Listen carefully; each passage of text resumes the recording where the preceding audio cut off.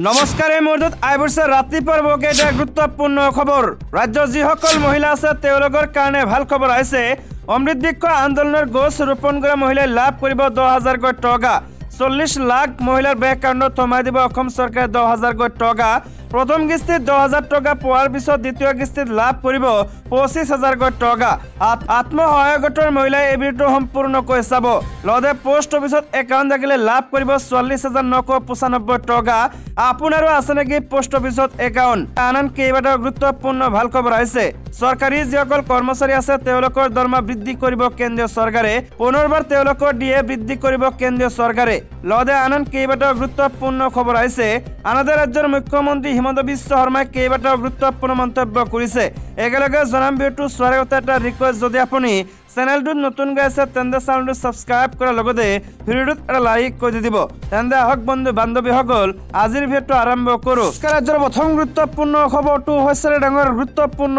খবৰ ৰাজ্যৰ লাখ লাখ মহিলালৈ আহিছে ভাল খবৰ 40 লাখ মহিলাৰ বেংক একাউণ্টত সোমাব 10,000 কোটি টকা অমৃত বৃক্ষ আন্দোলনৰ গছ ৰোপণ কৰা মহিলাই লাভ কৰিব 10,000 কোটি টকা প্ৰথম কিস্তিত 10,000 টকা পোৱাৰ পিছত দ্বিতীয় কিস্তিত লাভ কৰিব 25,000 কোটি টকা কেনেকৈ কোনসকল মহিলাই এই টকা লাভ কৰিব জানিবলৈ ভিডিঅ'টো শ্বেয়াৰ কৰি সম্পূৰ্ণ চাওক মহিলা আত্মসহায়ক গোটৰ সদস্যসকলৰ বাবে এক ডাঙৰ ঘোষণা কৰিছে ৰাজ্যৰ মুখ্যমন্ত্ৰী হিমন্ত বিশ্ব শৰ্মাই মুখ্যমন্ত্ৰী হিমন্ত বিশ্ব শৰ্মাই কয় যে এইবাৰ আমি এক নতুন আঁচনি আনিব বিচাৰিছো মহিলাসকলে ইমান দিনে গোটৰ টকা পাইছিল এতিয়া মহিলা আত্মসহায়ক গোটৰ যিমান সদস্য আছে তেওঁলোকে ব্যৱসায় বাণিজ্য আৰু উৎপাদন শিকাবৰ বাবে আগবঢ়াই লৈ যাম প্ৰথম বছৰ আমি সকলো সদস্যক 10,000 টকাকৈ বেংক একাউণ্টত দিম যাতে কিবা এটা উৎপাদনমুখী কাম কৰিব পাৰে ভাল কাম কৰিলে পিছত আকৌ বেংকৰ লগতে চৰকাৰেও অধিক টকা দিব তেওঁলোকে কয় যে ৰাজ্যৰ 3 লাখ আত্মসহায়ক গোটৰ 30 লাখ মহিলাক 10,000 টকাৰ সাহায্য ৰাজ্য চৰকাৰে প্ৰদান কৰিব বুলি উল্লেখ কৰে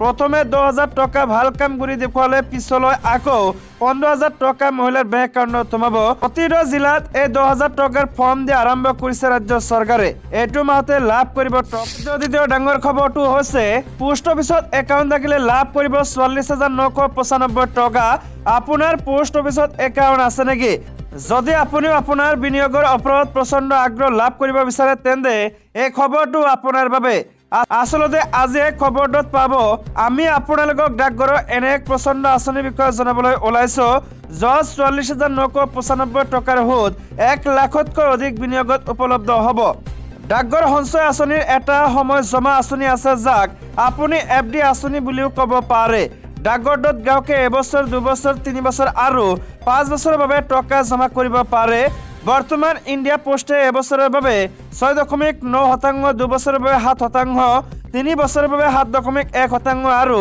5 বছৰৰ বাবে 7.5% টাইম ডিপজিটৰ সুতৰ হাৰ আগবঢ়াইছে পৰিস্থিতি যদি ভিন্ন সময়ছোৱাত 1 লাখ টকা বিনিয়োগ কৰিব বিচাৰে তেন্তে ইয়াৰ ৰিটাৰ্ণ সহজে বুজিব পাৰে যদি আপুনি এবছৰৰ বাবে ডাকঘৰৰ সময় জমা আঁচনিত 1 লাখ টকা বিনিয়োগ কৰে তেন্তে 6.9% সুতৰ হাৰত গ্ৰ ক্যালকুলেটৰ অনুসৰি মেচুৰিটিৰ সময়ত মুঠ 1,07,081 টকা ঘূৰাই পাব ইয়াত আপুনি সুতৰ পৰিমাণ হিচাপে 7,081 টকা লাভ কৰিব 2 বছৰৰ বাবে টাইম ডিপজিট আঁচনি যেতিয়া 1 লাখ টকা বিনিয়োগ কৰিব তেতিয়া ক্যালকুলেটৰ অনুসৰি 7% সুতৰ হাৰত মেচুৰিটিত মুঠ 1,14,888 টকা লাভ কৰিব এই মুঠ ধনৰাশিত আপুনি সুতৰ পৰিমাণ হিচাপে 14,888 টকা পাব 3 বছৰৰ ডাকঘৰৰ সময় জমা বা এফডি আঁচনিত 1 লাখ টকা বিনিয়োগ কৰিলে 7.1% সুতৰ হাৰত মেচুৰিটিৰ সময়ত মুঠ 1,23,508 টকা লাভ কৰিব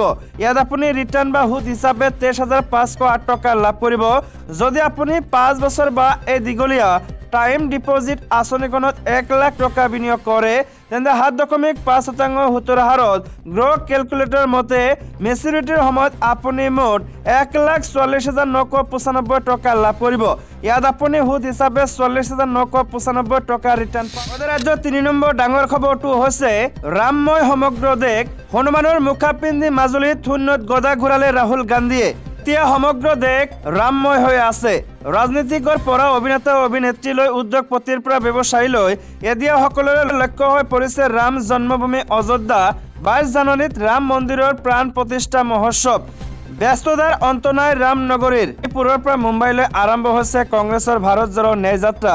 ৰাহুল গান্ধীৰ ন্যায় যাত্ৰাক লৈ ব্যস্ত কংগ্ৰেছ। পিছে মাজুলীত ভগৱান শ্ৰীৰাম পৰম ভক্ত হনুমানৰ ৰূপত দেখা গ'ল কংগ্ৰেছৰ যুৱৰাজ ৰাহুল গান্ধীক। বৃহস্পতিবাৰে মিজোৰামৰ পৰা হৈ অসমৰ আলটিংগত আৰম্ভ হয় কংগ্ৰেছৰ ভাৰত জোড়ো ন্যায় যাত্ৰা। আজি আফলামুখ ফেৰীঘাট হৈ মাজুলীত প্ৰৱেশ কৰে কংগ্ৰেছৰ ভাৰত জোড়ো ন্যায় যাত্ৰাই। পুৱাই মাজুলীৰ আউনীআটীৰ সত্ৰত সত্ৰাধিকাৰৰ সৈতে বাৰ্তালাপ কৰে কংগ্ৰেছ যুৱৰাজে। আউনীআটী সত্ৰত এটি কণমানিৰ শিশু ভাওনা চাই মুগ্ধ হৈ পৰে ৰাহুল গান্ধী। দিনৰ ভাগত ৰাহুল গান্ধীক দেখা গ'ল এক বিশেষ ৰূপত। হনুমানৰ মুখা পিন্ধি হাতত গদা লোৱা দেখা গ'ল কংগ্ৰেছৰ যুৱৰাজক। ভাৰত জোড়ো ন্যায় যাত্ৰাৰ সময়ত মাজুলীৰ বিশ্ববিখ্যাত মুখা শিল্পৰ সৈতে চিনাকি হ'ল ৰাহুল গান্ধী। সেই সময়ত মুখা শিল্পীৰ সৈতে মত বিনিময় কৰাও দেখা গ'ল ৰাহুল গান্ধী। এই মুহূৰ্তত আহিছে আন এটা ডাঙৰ গুৰুত্বপূৰ্ণ ভাল খবৰ। ৰাজ্যবাসীলৈ সুখবৰ। ৰামলালাৰ প্ৰাণ প্ৰতিষ্ঠাৰ দিনটোত সকলোৱে চৰকাৰী কাৰ্যালয় আৰু শিক্ষানুষ্ঠানত অৰ্ধছুটি। সমগ্ৰ দেশত এতিয়া অযোধ্যাৰ ৰাম মন্দিৰক লৈ উৎসুকতা দেখিবলৈ পোৱা গৈছে। ইফালে ৰামলালাৰ প্ৰাণ প্ৰতিষ্ঠাৰ বাবে বিভিন্ন ৰীতি নীতিসমূহ আৰম্ভ হৈছে। আনফালে ভগৱান শ্ৰীৰামৰ শিশু ৰূপৰ দৰ্শন কৰিবলৈ ভক্তসকলে অযোধ্যালৈ যোৱাৰ বাবে প্ৰস্তুতি চলাইছে।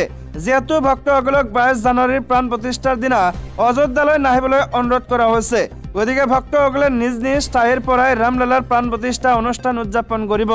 দেশৰ বিভিন্ন ঠাইত ব্যক্তিগত প্ৰতিষ্ঠান, ধৰ্মীয় দল সংগঠনসমূহে বহু কাৰ্যসূচী হাতত লোৱা পৰিলক্ষিত হৈছে। এখন ৰাজ্য চৰকাৰসমূহে ভগৱান শ্ৰীৰামৰ প্ৰাণ প্ৰতিষ্ঠা উপলক্ষে বিভিন্ন পদক্ষেপ হাতত লৈছে।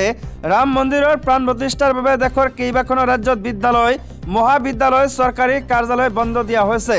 লগতে কিছুমান ৰাজ্যই সুৰাপানত নিষেধাজ্ঞা আৰোপ কৰি ৰামলালাৰ প্ৰাণ প্ৰতিষ্ঠাৰ দিনা সুৰা বিপণীসমূহ বন্ধ ৰখাৰ নিৰ্দেশনা জাৰি কৰিছে। অসমত মুখ্যমন্ত্ৰী হিমন্ত বিশ্ব শৰ্মাই অযোধ্যাৰ ৰাম মন্দিৰৰ উদ্বোধনী অনুষ্ঠানৰ প্ৰতি লক্ষ্য ৰাখি উক্ত দিনা ৰাজ্যত অৰ্ধছুটিৰ কথা ঘোষণা কৰিছে। কিন্তু 22 জানুৱাৰী দিনটোত ৰাজ্যৰ সকলো চৰকাৰী শিক্ষানুষ্ঠান আৰু চৰকাৰী কাৰ্যালয়সমূহ দিনৰ 2:30 বজালৈহে বন্ধ থাকিব। ছুটিৰ এই সময়ৰ প্ৰতি লক্ষ্য ৰাখিলে ক'ব পাৰি যে অসমত সকলো বিদ্যালয় ছাত্ৰ ছাত্ৰীৰ বাবে সম্পূৰ্ণ বন্ধ থাকিব। ইয়াৰ কাৰণ হৈছে যে বিদ্যালয়সমূহ পুৱাৰ পৰা আৰম্ভ হৈ দুপৰীয়া শেষ হয়। গতিকে 2:30 পিছত কোনো বিদ্যালয়ত পাঠদান কৰা নহ'ব। সেয়েহে ক'ব পাৰি যে উক্ত দিনা অসমত সকলো বন্ধ থাকিব। আনহাতে চৰকাৰী কৰ্মচাৰীসকলে 2:30 পিছত কৰ্মস্থলীলৈ আহিব লাগিব। তেওঁলোকৰ ৰামলালাৰ প্ৰাণ প্ৰতিষ্ঠা উপলক্ষে অৰ্ধছুটি দিয়া হৈছে। ইয়াৰ উপৰিও ৰাজ্যত উক্ত দিনা ড্ৰাই ডে ঘোষণা কৰা হৈছে। ৰাজ্যৰ আন এটা ডাঙৰ গুৰুত্বপূৰ্ণ ভাল খবৰ হৈছে চৰকাৰী কৰ্মচাৰীৰ বাবে ডাঙৰ সুখবৰ। হাতত আৰু মাত্ৰ আছে 12 দিন। বৃহৎ অংকৰ দৰমহা বৃদ্ধিৰ ইংগিত কেন্দ্ৰীয় চৰকাৰৰ। আগন্তুক 12 দিন কেন্দ্ৰীয় চৰকাৰৰ কৰ্মচাৰীসকলৰ বাবে অতি গুৰুত্বপূৰ্ণ হ'ব। 2024 বৰ্ষৰ 31 জানুৱাৰীত কেন্দ্ৰীয় চৰকাৰৰ কৰ্মচাৰীসকলে লাভ কৰিব পাৰে ডাঙৰ খবৰ। সেইদিনাই ডিএ সন্দৰ্ভত ঘোষণা প্ৰকাশিত হোৱাৰ দিন। তাৰ পিছতে নিশ্চিত হ'ব পৰা যাব যে 2024 বৰ্ষৰ জানুৱাৰীত সঠিককৈ কিমান ডিএ বৃদ্ধি পাব। কেন্দ্ৰীয় চৰকাৰৰ কৰ্মচাৰীসকলে প্ৰায় 50% ডিএ পোৱাটো নিশ্চিত। যোৱা মাহৰ ডিএ সূচকৰ পৰা বুজিব পৰা গৈছে যে বছৰৰ প্ৰথম মাহত ভাল খবৰ আহিব পাৰে। অৱশ্যে এইটো বিশ্বাস কৰা হয় যে যদি কোনো ডাঙৰ পাৰ্থক্য নাথাকে তেন্তে 1 ফেব্ৰুৱাৰী 2024 তাৰিখে 50% বৰ্ধিত ডিএৰ খবৰ লাভ কৰিব পাৰে। যদি সূচক জানুৱাৰীত 50.52 পৰ্যন্ত হয় তেন্তে ক'ব পাৰি যে বৰ্ধিত ডিএ 51% হ'ব পাৰে। 50 অংকত AICP 50% বৃদ্ধি হোৱাটো প্ৰায় নিশ্চিত।